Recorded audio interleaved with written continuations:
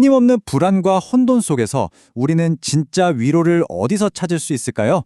만약 그 해답이 거의 500년이나 된 오래된 문서에 담겨 있다고 하면 어떠세요?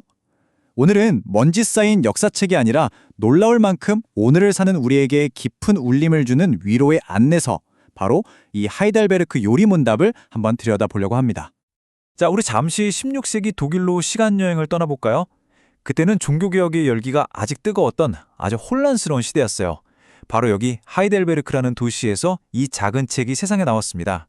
수백 년이 흐르는 동안 세상은 정말 많이 변했지만 이 책이 어떻게 시대를 초월해서 사람들에게 위로와 길잡이가 되어주었는지 그 비밀을 지금부터 함께 파헤쳐 보겠습니다.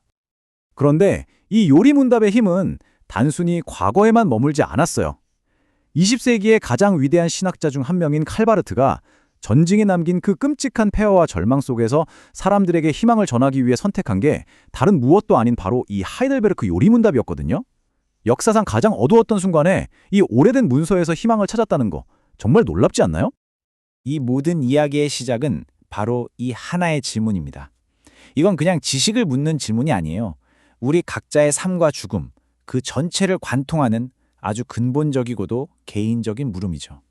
그리고 이 요리문답은 이 거대한 질문에 대한 답을 찾아가는 여정에 바로 여러분을 초대하고 있는 겁니다. 자, 그럼 이 키 큰 질문에 답하기 위해서 요리문답이 우리를 어디로 이끄는지 한번 따라가 볼까요? 이 여정은 아주 명확하게 세 단계로 구성되어 있습니다. 바로 이 세 가지가 요리문답 전체를 아우르는 핵심적인 로드맵이에요.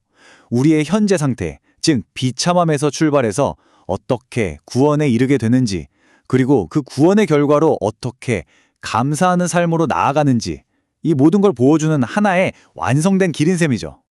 자, 이제 그 여정의 첫 발을 내디뎌 볼 텐데요. 좀 의아하게 들릴지 모르겠지만 위로를 향한 이 길은요, 우리 인간의 상태에 대한 아주 어려운 진실을 똑바로 마주하는 것에서부터 시작됩니다. 아니, 위로를 얻고 싶다면서 왜 시작부터 우리 자신의 어두운 면, 이 비참함부터 들여다봐야 하는 걸까요? 아마 이런 생각이 드실 거예요. 그쵸? 이건 요리문답의 구조를 이해하는 데 있어서 아주 중요한 포인트입니다. 그 이유가 뭐냐면요. 우리가 우리 힘만으로는 이 문제를 도저히 해결할 수 없다는 걸 먼저 깨달아야만 진짜 위로가 어디서 오는지 알 수 있기 때문이에요. 결국 핵심은 이겁니다.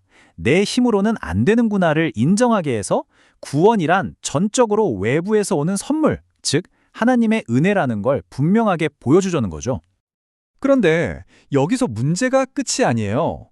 인간의 죄는 훨씬 더 근본적인, 어쩌면 해결 불가능해 보이는 딜레마를 만들어냅니다. 바로 하나님의 두 가지 핵심적인 성품이 서로 충돌하는 것처럼 보이는 문제죠. 자, 보세요. 한쪽에는 하나님의 공의가 있습니다. 죄는 반드시 벌을 받아야 한다는 거죠. 그냥 넘어갈 수가 없어요. 그런데 다른 한쪽에는 하나님의 자비가 있습니다.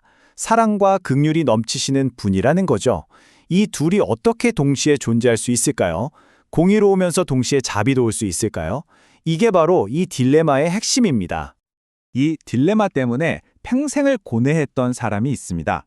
바로 종교개혁가 마르틴 루터죠. 그는 처음엔 죄인을 벌하시는 하나님의 의라는 개념을 너무 싫어했어요.